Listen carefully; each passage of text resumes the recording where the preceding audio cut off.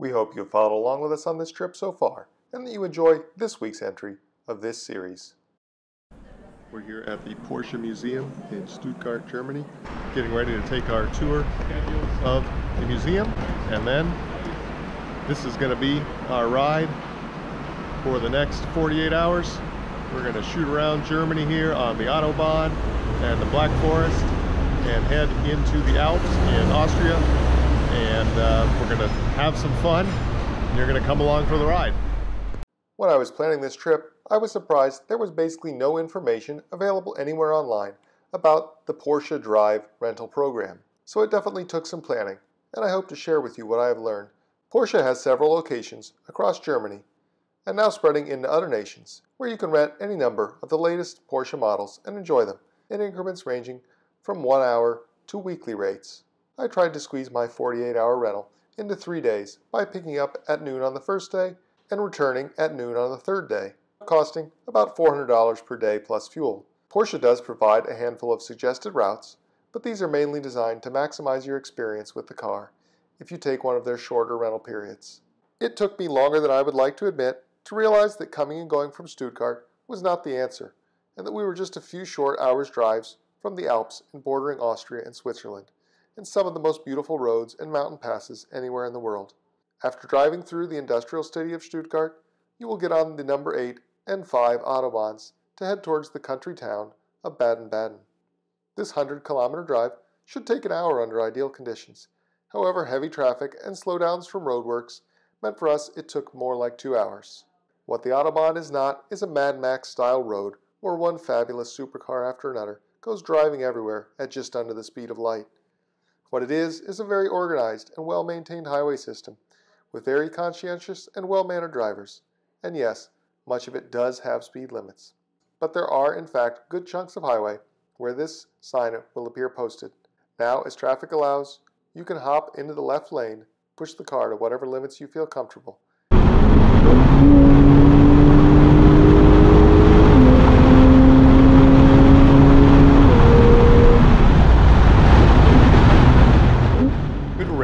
That was my first and only shot at Autobahn glory. I will say that overall, seeing an entire road system where people respect driving on the right and using the left only to pass is like watching a well-orchestrated automotive symphony. You will not see many police cars on German roads, as much enforcement is done via speed cameras. So be prepared to be mindful of this. Then it was time to hop on the B500 to drive through the actual home of so many fairy tales set in this land, the Black Forest, down towards Freudenstadt. As it would so happen, we ended up driving this road towards the end of the day, with the setting sun shining through the trees, and very few other people to share this beautiful view. This is not a drive about speed, with reasonable speed limits set throughout this public road, but it features plenty of twists and turns, and allows you to get lost in the beauty of this area.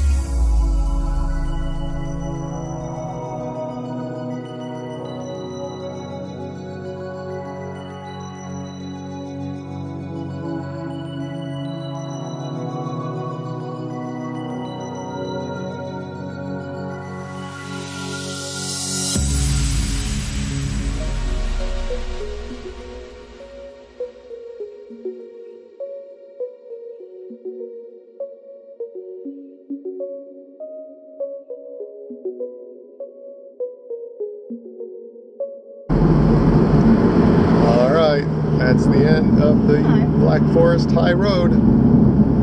That was a lot of fun. Ended up being a perfect time of day to do it. Definitely recommend it. And definitely recommend the car. Now it's time to continue our drive through the countryside for about 3 hours to our destination for the evening. Made it to Lindau, Germany. We're walking to our hotel. Check in here for the night, hit the road again in the morning, see some more great sights. All right, getting a little German touch here at our hotel for the evening. Just barely made for me, but really a kind of cool little spot. Our touring took a little longer today than planned, so we'll see how we feel in the morning, get some breakfast here, and get ready to hit the road again.